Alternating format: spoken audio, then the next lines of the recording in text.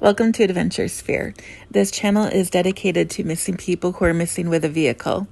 In the process of creating this database, we are creating a volunteer sonar search and recovery dive team to search for the people featured on our channel. Our services are free of charge. We ask you to consider subscribing, watch our content, and help spread awareness of our endeavor. The National Suicide Prevention Lifeline can be reached by dialing 988 or 1-800-273-8255. Robert P. Cavanagh, then 51, is missing from Mansfield, Connecticut. His last day of contact was Tuesday, December 21st, 2004, when he was despondent. The reporting party said he left a note inside his home and drove away. Robert drives a black 1996 Mazda B2300 pickup with Connecticut license plate 681CZT that expired in 2009. The Connecticut State Police are investigating. They can be reached at 860-896-3230. Robert's case number is DPS 04064756. Another database has his missing date as December 24th, 2004, Christmas Eve. His birthday is November 3rd, 1953. Today he would be 70. He does have a history of depression. Then I found a really good court document. I'm going to read most of it for you here. This was filed October 4th, 2005, so almost a year after he went missing. Let me see here. So it was the Superior Court Judicial District in Rockville. The plaintiff, his wife, seeks the declaration that her husband is presumptively deceased as of December 22nd, 2004, and requested the chief medical examiner to issue a presumptive death certificate. Robert and Margaret married in 1974 and had 4 children. Robert suffered from severe depression for years, as well as bipolar disorder, alcoholism. He had psychiatric counseling and a number of suicide attempts. His condition deteriorated in recent years, becoming more moody, angry, and increasingly depressed. From a nursing standpoint, I almost wonder if he started to develop dementia and suffered from sundowner syndrome. And just purely speculation, but it kind of fits. In 2000, his brother committed suicide and his father died in 2001. By November 2003, he attempted to overdose on his prescription drugs and alcohol. Robert had propped up family photographs at the scene, which indicated he was serious about taking his life. He was found in time and spent a week in the hospital. Testimony given stated his mental state was typically very bad around November and December. In his wife's words, he quoted, hated, unquote, the Christmas holidays, which was manifested by excessive drinking and anger. He was very much a loner who, while he interacted with his wife and children, he refused to attend larger family functions. In June 2003, Robert and Margaret agreed that living together in the same house was intolerable, and they agreed to live apart. Robert moved into an apartment. They did continue to have regular contact with each other. At the time, one son lived in Pennsylvania and a daughter lived in California. Robert worked as a corrections officer at the Bergen Correctional Facility in Mansfield. He would visit Margaret weekly to get $100 for living expenses. Margaret paid his rent, utilities, and a credit card bill. Robert was either not disciplined enough or not interested enough to take care of his finances and continued relying on Margaret for that. Robert at some point wished to reconcile with Margaret and move back home, but Margaret said it was just too stressful for her and she wouldn't give Robert any false hope about living with her again. Robert was scheduled to work on Christmas Eve and asked her to make a vegetable dish for potluck.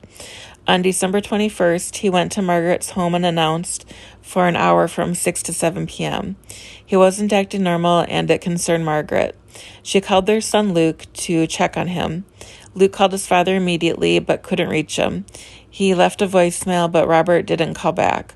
Robert failed to show up to work on Christmas Eve 2004, so police performed a welfare check at his apartment. Margaret was notified, and she immediately went to Robert's apartment to unlock the door for the police.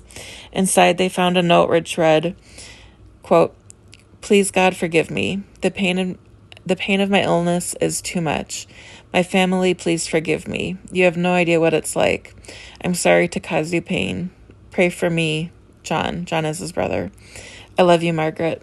Love, Dad.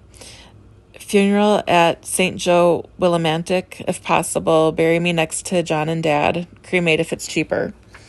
They also found 5 empty beer bottles and a 6-pack with 1 bottle missing, many empty medicine capsules which had been broken apart and their contents gone. The capsules contained Robert's psychiatric medications. All his personal identification, wallet, work ID card, and cash were there. His wedding photograph was propped up on a table. Robert's truck was gone. A nationwide alert went out for his truck, but no trace of it has ever been found. The court drew logical inference that he committed suicide on or about December 22nd, 2004. The court found that Robert's death occurred in Connecticut because it was his place of residence, his place of employment. He has family ties, including his mother, wife, and 2 of his children all live in Connecticut. His physical and mental state were deteriorating, and his desire to be buried with his brother and father.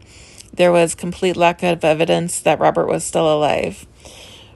Robert's wife's name is listed as Margaret Williamson. Father is Robert Bernard Cavanagh Jr. Mother, maiden name Helen A. Gorman. Informant's name Margaret W. Cavanagh. The mailing address. Date of birth. There was at one point a $5,000 reward for the safe return of Robert. It was since taken down, and it had said because the person needed to be found safe, and I think it was taken down because he was declared deceased in 2005 or 2004, I think it was. So then I looked into the weather for the 21st, 2nd, and 3rd. The 21st, the day that he visited Margaret, was the coldest. The high was 27. Then the 22nd, it got to 38. I don't know what the winters are like out there. Does it freeze over? It's right on the ocean coast. Maybe it doesn't freeze. I don't know.